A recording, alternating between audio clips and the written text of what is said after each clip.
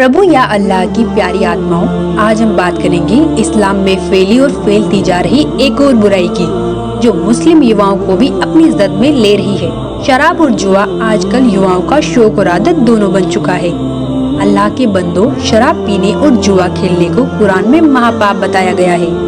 देखिए कुरान से प्रमाण, सूरह अल बकरा 2 आयत नंबर 219। शराब तथा जुए में बड़ी खराबी है, महापाप है। प्यारे मुस्लिम भाइयों, इस बुराई से जितना जल्दी हो दूर हो जाओ। अल्लाह के और भी नेक आदेश जानने के लिए जरूर पढ़े पुस्तक मुसलमान नहीं समझे ज्ञान कुरान। धन्यवाद।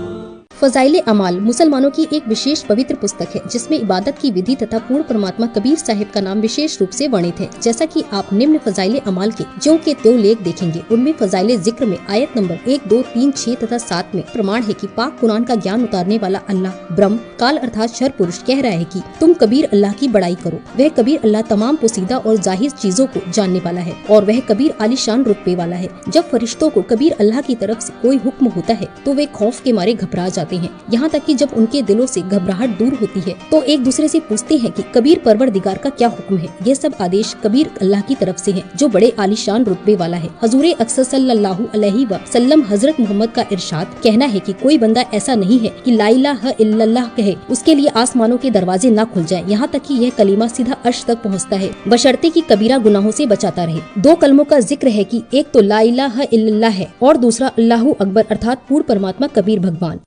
एक भाषा का काम अपने विचारों को दूसरे तक पहुंचाना है। वो सिंपल हो, अक्षेत्रीय हो, चाहे अरबी हो, चाहे पंजाबी हो, चाहे गुजराती या मराठी हो या हिंदी हो, अपनी लोकल मातृभाषा हो, वो ज्ञान खरा होना चाहिए ताकि सामने वाला समझ सके। हमारी बुद्धि काम करना बंद कर जाती है क्योंकि हमने ज्ञान नहीं। तो इस ज्ञान से समझ में आओगा कि हम किसको के मान बैठे। कहते हैं बड़बड़ करे सो भूत है, थोड़ा बोले देव और मान महंत चावे नहीं। ये लक्षण देख ले। जो अटपट करते हैं ना ज़्यादा, वो तो कहते हैं भूत समझो उनको, तो वो तो मूर्ख बनाना चाहते हैं जनता को। और थोड़ा बोले देव, महापुरुष तो बहुत सीमित बातें करता है, ढंग से बोलता है। और मान महंत चावे नहीं, मान बढ़ाई चाहता नहीं, ये साधु के लक्षण। वास्तविक ज्ञान विस्तार के साथ सच्चिदानंद घन ब्रह्म के मुख से उच्चरित वाणी में उस परमात्मा ने स्वयं आकर बोली है वो वाणी, और उसमें वर्णित है वो है तत्व ज्ञान। और वो तत्व ज्ञान किसी तत्वदर्शी संत से जाकर पूछो।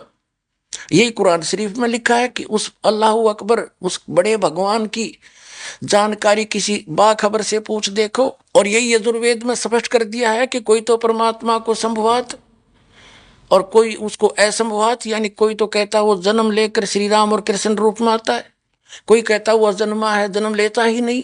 इसकी जानकारी, यथार्थ जानकारी तत्वदर्शी संत बताते हैं, उनसे सुनो। तो ये है वो दास तत्वदर्शी संत पुण्यात्माओं, जब समझ में आ जा तो आपके गोल्डन चांस है आपके लिए। 33 करोड़ देवताओं की ये समझ लो मेंबर ऑफ पार्लियामेंट की सीट है। वो देवता मर जाते हैं, दूसरे अच्छी आत्माओं को देवता पद प्राप्त हो जाता है। तो इस प्रकार ये सभी देव हैं। देव माने प्रभु हैं, स्वामी हैं अपने सत्र के। लेकिन कुल का मालिक जिसको महादेव कहते हैं, बड़ा भगवान कहते हैं, अल्लाहु अकबर कहते हैं, वो सबका मालिक है, उसके सब देव हैं। ये अन्य देव भी उसके हैं, उसके अंतर्गत हैं, उसके कंट्रोल में है। वो सबका मालिक एक है और ये अपने सत्र के प्रभु हैं। ये सब खुदा होते हुए भी उस एक खुदा के हैं।